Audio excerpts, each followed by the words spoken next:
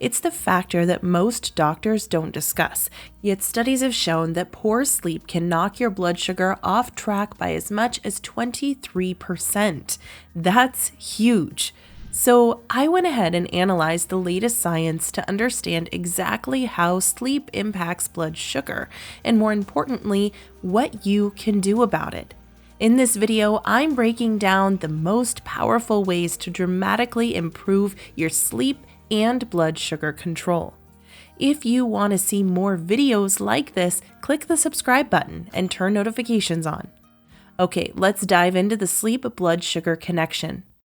Your body follows a natural cycle called the circadian rhythm, which regulates various functions, including a slight rise in blood sugar overnight.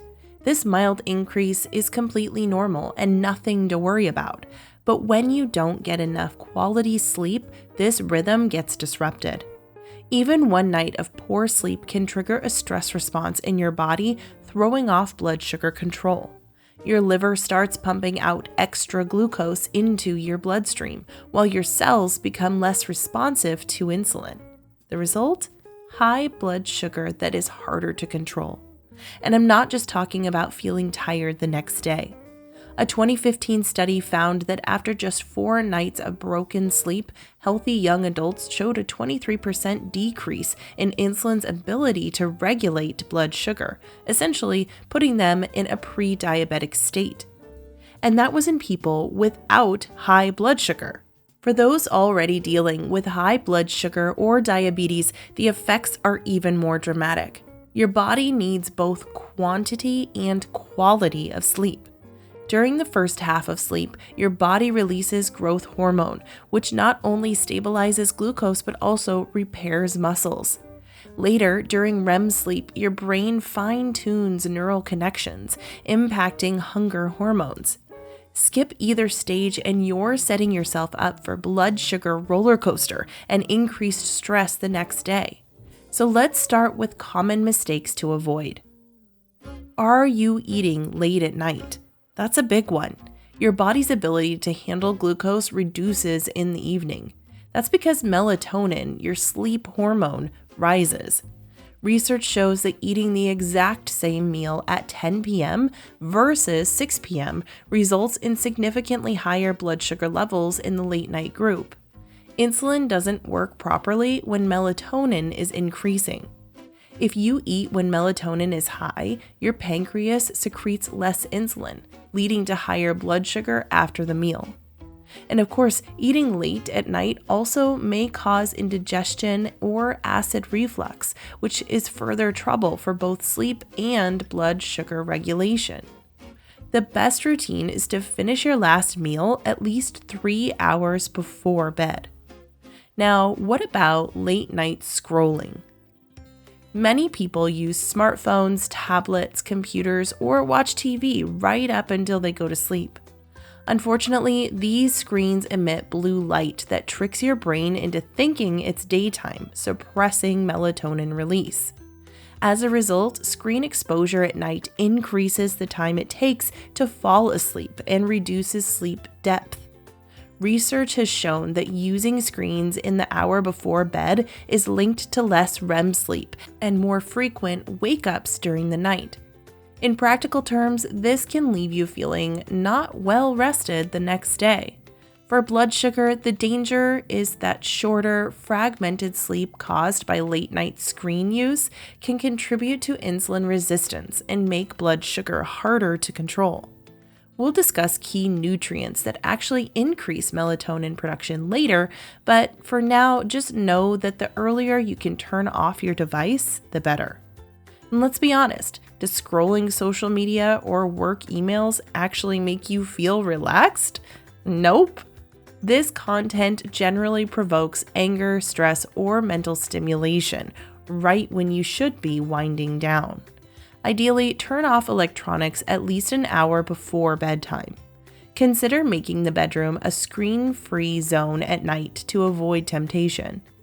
If you use your phone as an alarm, consider investing $5 into an old-school alarm clock. What about that nightcap? Alcohol might make you feel sleepy at first, but it fragments your sleep cycle. You'll spend less time in those crucial REM and deep sleep stages. For people with diabetes, alcohol can also cause dangerous overnight drops in blood sugar.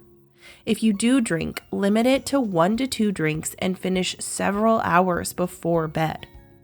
Okay, so that's the stuff to avoid. Before we get into the things that really improve sleep, is this useful? Please click the like button to show your appreciation. It really helps us. Now, let's get to the good stuff. First up, temperature regulation. Your body temperature naturally drops as you fall asleep. You can hack this process by taking a warm bath 1 to 2 hours before bed.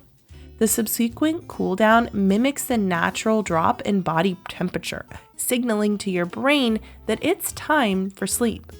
Likewise, keep your bedroom cool, around 65 degrees Fahrenheit or 18 degrees Celsius.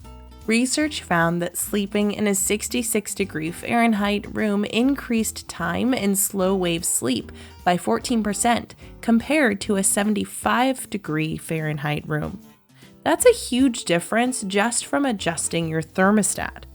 Next, let's talk about strategic light exposure. Light is the most powerful regulator of your circadian rhythm. Getting bright light first thing in the morning helps your body clock and makes it easier to fall asleep at night. Aim for at least 10 minutes of outdoor light within an hour of waking. That could mean stepping outside to stretch and sip your morning lemon water, or going for a walk first thing. If that's not possible, a light therapy lamp works too. On the flip side, dim the lights in your home 2 to 3 hours before bed. Use warm, amber-colored bulbs or salt lamps instead of harsh overhead lights. This naturally increases melatonin production and prepares your body for sleep. Next, progressive muscle relaxation. Progressive muscle relaxation is a powerful technique that too few people know about. It reduces physical tension by tensing and then releasing each muscle group in your body. Studies show it can significantly improve sleep quality in people with insomnia. Start at your toes, tense the muscles for 5 seconds, then release. Work your way up through each muscle group, ending with your face and scalp. This simple practice can make a huge difference in how quickly you fall asleep and how restful your night is.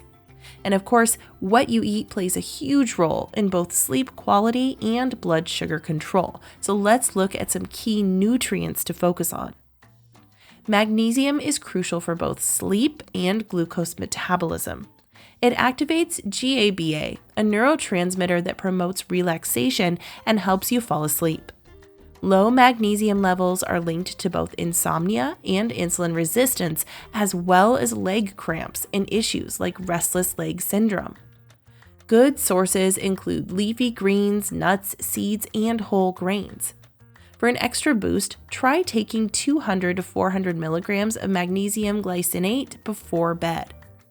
This form is particularly well absorbed and has a calming effect in the nervous system. Next, we've already talked about how melatonin affects your insulin response and how screens can suppress it, but there's more to this critical sleep hormone. Since melatonin controls your sleep-wake cycle, optimizing its natural production can transform your sleep quality. So beyond avoiding screens and late meals, what can you do to support healthy melatonin? Tart cherries are one of the best natural boosters. They contain small amounts of melatonin plus compounds that prevent its breakdown in your body. I like to have a small glass of tart cherry juice in the evening. Other good sources include bananas, walnuts, and tomatoes. For some people, a low-dose supplement can be helpful, but less is often more with melatonin. Start with just 0.5 milligrams about 30 to 60 minutes before bed and only increase if needed. Too much can disrupt your natural rhythm and leave you feeling groggy the next morning. As well as melatonin, glycine is another sleep superstar. Glycine helps to regulate your body temperature at night. Remember how we talked about keeping your bedroom cool? Glycine works from the inside out, creating that same cooling effect naturally. This temperature drop signals your brain that it's time to sleep. One of the best sources of glycine is bone broth. A warm cup in the evening gives you glycine and magnesium, a perfect sleep-promoting combo. Other good sources include slow-cooked meats, chicken skin, and the gelatin in Jell-O. Just be aware of the sugar intake with the Jell-O. You can find glycine supplements too. Research shows about 3 grams before bed can significantly improve sleep quality. And the final sleep nutrient is L-theanine. If you've ever wondered why a cup of tea makes you feel relaxed, L-theanine is your answer. L-theanine is a unique compound found in tea leaves that helps calm the mind. It works by increasing levels of GABA and serotonin, 2 neurotransmitters that promote relaxation. You'll find L-theanine in all true teas, including green, oolong, and white tea, as well as Earl Grey, English breakfast, and Darjeeling. The only catch, tea naturally contains caffeine. It's best to drink your tea earlier in the day, so you can top up your L-theanine levels while giving your body time for the caffeine to dissipate. Herbal teas can also have a remarkable impact on blood sugar and indirectly improve sleep quality. For more on that, watch our video on the 10 best teas that lower blood sugar naturally.